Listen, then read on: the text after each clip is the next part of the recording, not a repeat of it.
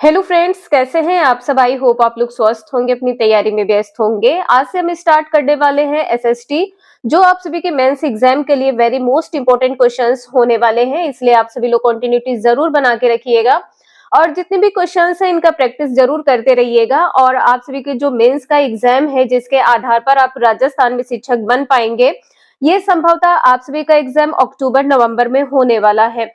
यदि आप सभी लोग रीट मेंस की तैयारी कर रहे हैं तो हमें कमेंट करके जरूर बताइएगा। तो चलिए स्टार्ट करते हैं। क्वेश्चन यहाँ पर दिया है, मुगल प्रांतों में एक प्रशासनिक प्रमंडल कौन सा था। तो यहाँ पर प्रमंडल कौन सा था आपको पता होगा, परगना। आंसर यहाँ पर डी सही हो जाएगा, परगना। प्रांतीय प्रशासन का सही आरंभ है ये कब से माना जाता है। यदि आपसे पूछा जाए आरंभ कब से माना जाता है, आरंभ अकबर के काल से माना जाता है। जो आरंभ है ये कब से माना जाता है, तो अकबर के काल से माना जाता है। आंसर आपने देखा है, डी सही है।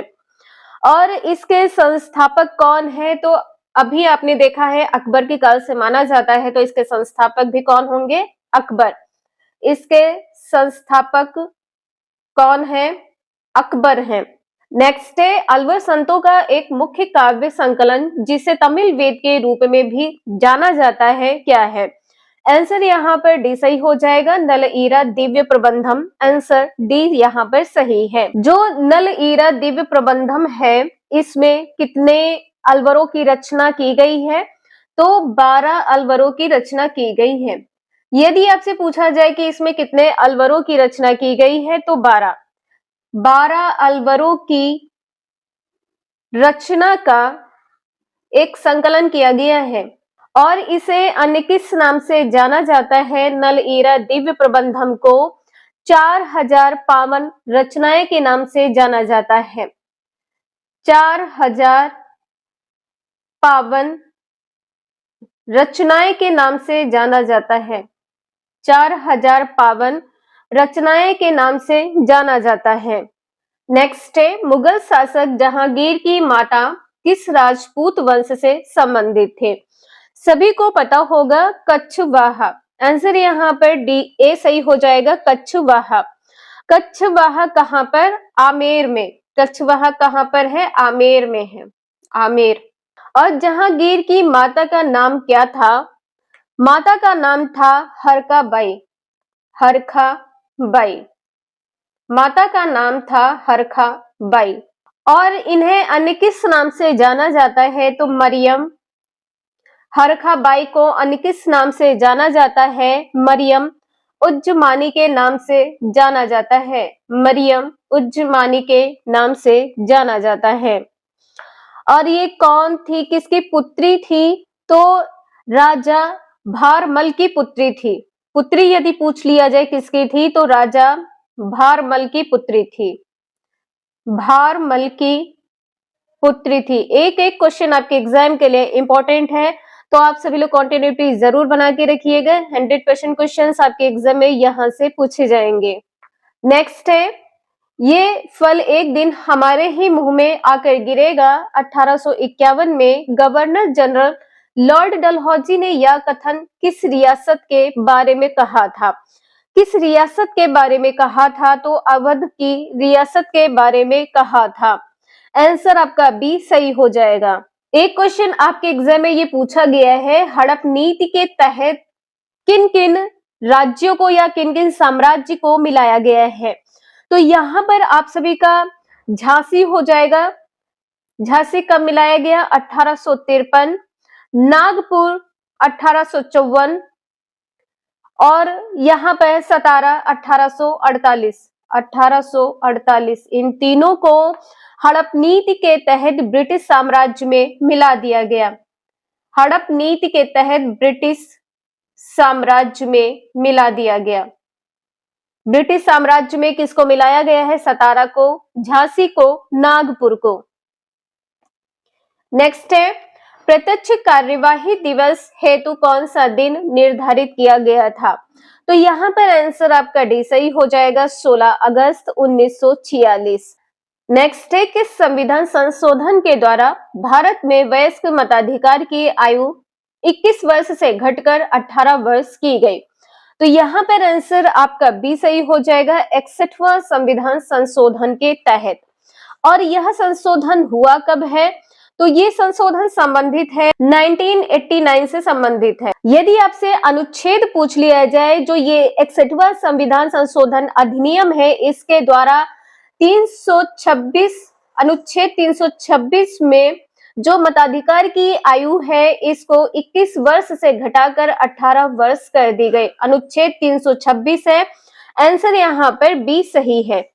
नेक्स्ट है, भारत के संविधान की प्रस्तावना में कौन सी विशेषता नहीं है? तो यहाँ पर संघीय शासन नहीं है, आंसर आपका बी सही हो जाएगा। पंथ निरपेक्षता है, राजनीतिक है, प्रतिष्ठा की समानता है। और कौन कौन से हैं? तो यहाँ पर संप्रभुता है, ये भी ध्यान रखिएगा, कुछ इंपॉर्टेंट पॉइंट्स हैं जो आपके एग्जाम में पूछे ही जाते हैं। यहाँ पर संप्रभुता, इसके बाद में है समाजवादी, इसके बाद में यहाँ पर समाजवादी, और यहाँ पर पंथ निरपेक्ष है, लोकतंत्रात्मक गणराज्य है, लोकतंत्रात्मक गणराज्य है, विचार की अभिव्यक्ति, विचार अभिव्यक्ति। 8 से 10 पॉइंट है, यहीं से क्वेश्चन आपके एग्जाम में पूछा जाता है। नेक्स्ट है, भारत की संविधान निर्मात्री सभा के उपाध्यक्ष कौन थे? आंसर डी सही हो जाएगा, एच.सी. मुखर्जी। जो भारत में संविधान सभा का गठन है, इसका विचार पहली बार कब किया गया है? तो इसका जो विचार है, ये पहली बार कब किया गया है? 1934 में। और यह विचार किया किसने है? M.N. रॉय ने किया है। यह विचार किसने किया है? M.N. रॉय ने यह विचार सबसे पहले रखा है, या सबसे पहले विचार किया है।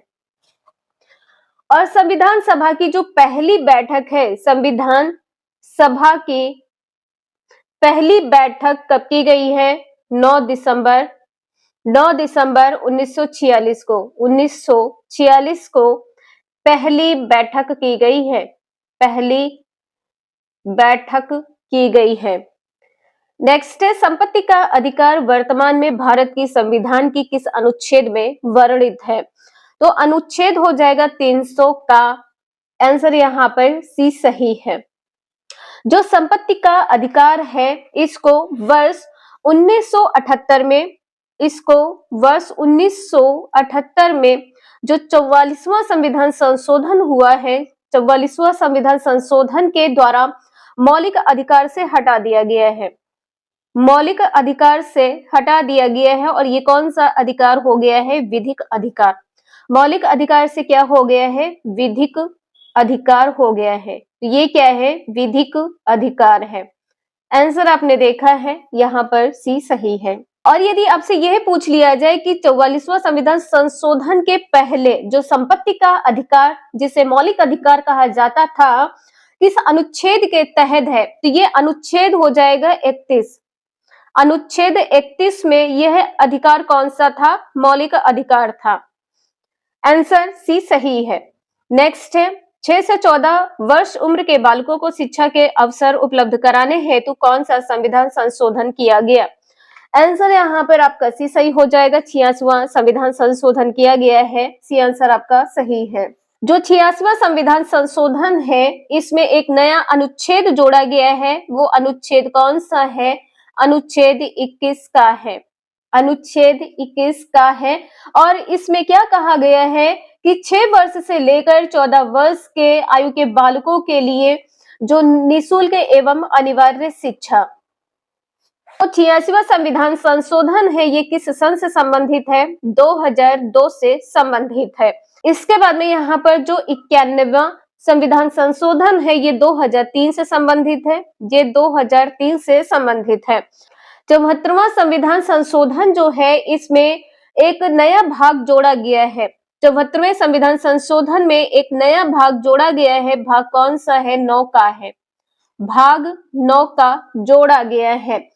और क्या जोड़ा गया है? तो इसमें 12वीं अनुसूची जोड़ी गई है। 74वें संविधान संशोधन में 12वीं अनुसूची जोड़ी गई है, 12वीं अनुसूची जोड़ी गई है। 12वीं अनुसूची में कितने विषयों का उल्लेख है? तो 18 विषयों का उल्लेख है।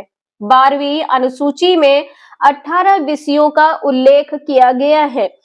नेक्स्ट है, भारत के उपराष्ट्रपति के निर्वाचक मंडल में कौन शामिल है? तो कौन शामिल है? संसद के मनोनीत सदस्य। आंसर यहाँ पर आपका पहला सही हो जाएगा, संसद के मनोनीत सदस्य।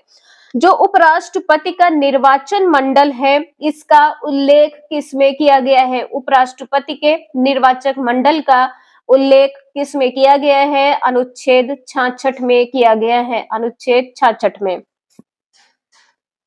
नेक्स्ट है, भारत के उच्चतम न्यायालय से परामर्श करने की राष्ट्रपति की शक्ति भारत के संविधान के किस अनुच्छेद में वर्णित है? तो यहाँ पर आंसर आपका पहला सही हो जाएगा, अनुच्छेद 143 है। पहला आंसर यहाँ पर सही है। अनुच्छेद 145 में क्या है? तो न्यायालय को नियम बनाने की शक्ति प्रदान है। न्यायालय को नियम बनाने की शक्ति प्रदान है। नियम बनाने की शक्ति, नियम बनाने की शक्ति किसको प्राप्त है? अनुच्छेद 145 में न्यायालय को। अनुच्छेद 140 में उच्चतम न्यायालय यानी कि हाई कोर्ट की आनुषंगिक शक्तियों का उल्लेख किया गया है। आनुषंगिक शक्तियों का उल्लेख, आनुषंगिक शक्ति का उल्लेख किया गया है। शक्ति का उल्लेख किसमें किया गया है? 140 में। 147 में क्या है? तो संविधान के निर्वाचन के संबंध में प्रावधान है। निर्वाचन के संबंध में प्रावधान, निर्वाचन के संबंध में प्रावधान। और निर्वाचन के संबंध में प्रावधान कहां पर है? तो संविधान के है। संविधान के निर्वाचन के संबंध में प्रावधान। यदि कहीं पर किसी भी क्वेश्चन में कोई डाउट हो, समझ में ना आ रहा हो, तो प्लीज आप सभी लोग क्वेश्चन नंबर जरूर मेंशन कर दीजिएगा। नेक्स्ट है, भारत के संविधान के किस भाग में शहरी स्थानीय शासन वर्णित है? तो यहाँ पर आपका आंसर बी सही हो जाएगा, 9 का है। आपने देखा था जो 74वां संविधान संशोधन है, इससे पहले क्वेश्चन में आंसर यहाँ पर आपका बी सही है। जो 74वां संविधान संशोधन है, इसमें नया भाग जोड़ा गया है 9 का। और इसमें और क्या जोड़ा गया है? इसमें जो 12वीं अनुसूची है, इसको जोड़ा गया है। 12वीं अनुसूची को जोड़ा गया है। 12वीं अनुसूची में कितने विषयों का उल्लेख किया गया है? 18 विषयों का उल्लेख किया गया है। 18 विषयों का उल्लेख किया गया है। आंसर आपका बी सही है। क्वेश्चन नंबर नेक्स्ट है, राष्ट्रीय बाल अधिकार संरक्षण आयोग में न्यूनतम कितनी महिला सदस्य होना अनिवार्य है? तो यहाँ पर कितनी महिला होना अनिवार्य है? 2 महिलाओं का। आंसर यहाँ पर आपका पहला सही हो जाएगा। यदि आपसे सदस्य पूछ लिया जाए, इसमें सदस्य संख्या कितनी होनी चाहिए? तो सदस्य संख्या 6 होनी चाहिए। सदस्य संख्या 6 होनी चाहिए। और कम से कम यदि महिला पूछा जाए, तो कम से कम जो महिलाओं की संख्या है वो 2 होनी चाहिए। कम से कम महिलाओं की संख्या कितनी होनी चाहिए? 2। नेक्स्ट है, भारत के संविधान के अनुच्छेद 74 के तहत राष्ट्रपति किसकी सलाह से कार्य करता है? तो ये कार्य करता है मंत्रिपरिषद की सलाह से। आंसर आपका पहला सही हो जाएगा। नेक्स्ट है, निम्नलिखित में से कौन सा आंतरिक ग्रहों का एक समूह है? आंसर बी सही हो जाएगा। शुक्र है, पृथ्वी है, बुध है, मंगल है। बी आंसर यहाँ पर आपका सही है। जो आंतरिक ग्रह होते हैं, ये सूर्य के समीप होते हैं। आंतरिक ग्रह जो होते हैं सूर्य के समीप होते हैं और ये चट्टानों से बने होते हैं। ये किससे बने होते हैं? आंतरिक ग्रह चट्टानों से, चट्टानों से बने हैं। बाह्य ग्रह क्या होते हैं? आकार में बड़े होते हैं। जो बाह्य ग्रह होते हैं ये आकार में बड़े होते हैं। आकार कैसा होता है? बड़ा होता है। नेक्स्ट है, निम्नलिखित में से क्रमशः अक्षांश व देशांतर के संबंध में सही अभिव्यक्त है क्या? तो यहाँ पर आंसर देखिए आपका डी सही हो जाएगा। 23 डिग्री उत्तर से 66 डिग्री पूर्व। जो अक्षांश होती हैं इनको क्या कहते हैं? समांतर रेखाएं। समांतर रेखाएं। इसके बाद में जो देशांतर होती है, देशांतर रेखाएं, इनको क्या कहते हैं? यमयोत्तर। इनको क्या कहते हैं? यमयोत्तर कहा जाता है, यमयोत्तर। और आप कैसे यहाँ पर समझ पाएंगे कि ये अक्षांश या देशांतर ही होगा यहाँ पर? तो देखिए, उत्तर लिखा हो या यहाँ पर दक्षिण लिखा हो, उत्तर दक्षिण अक्षांश होगा, पूर्व पश्चिम क्या होगा? देशांतर। पूर्व पश्चिम क्या होगा? देशांतर। आंसर यहाँ पर डी सही है। नेक्स्ट है विषुव, संबंधित है किससे? जो विषुव है ये 21 मार्च से संबंधित है। पहला आंसर यहाँ पर सही है। सूर्य की किरणें विषुवत वृत्त पर कब पड़ती हैं? आप सभी लोग कमेंट करके बताएं, विषुवत वृत्त पर कब पड़ती हैं? तो 21 मार्च, 21 मार्च और 23 सितंबर को, 21 मार्च और 23 सितंबर को जो सूर्य की किरणें होती है ये विषुवत वृत्त पर सीधे पड़ती हैं। नेक्स्ट है कौन सी पर्वतमाला प्रायद्वीपीय पठार के उत्तर पश्चिम दिशा में स्थित है? तो यहाँ पर आंसर आपका सी सही हो जाएगा, अरावली। और अरावली को राजस्थान में किस नाम से जाना जाता है? राजस्थान में किस नाम से जाना जाता है? तो यहाँ पर आडावाला पर्वत के नाम से। किस नाम से जाना जाता है? आडावाला पर्वत के नाम से जाना जाता है। आंसर आपका यहाँ पर सी सही है। और अरावली की जो सबसे ऊंची चोटी है ये कौन सी है? सबसे ऊंची चोटी, सबसे ऊंची चोटी कौन सी है? गुरु शिखर है। सबसे ऊंची चोटी क्या है? गुरु शिखर है। इसकी ऊंचाई कितनी है? 7222 मीटर, 7222 मीटर। आंसर सी सही है। नेक्स्ट है निम्नलिखित में से कौन सा अंतर्जनित बलों से संबंधित है? तो यहाँ पर आंसर आपका बी सही हो जाएगा, ज्वालामुखी, भूस्खलन, भूकंप। आंसर आपका यहाँ पर बी सही है। अंतर्जनित बल में और यहाँ पर क्या होगा? भ्रंशन होगा। और यहाँ पर क्या हो जाएगा? भ्रंशन। ये भी किस में आएगा? अंतर्जनित बल में आएगा। और वलन भी होगा यहाँ पर, वलन।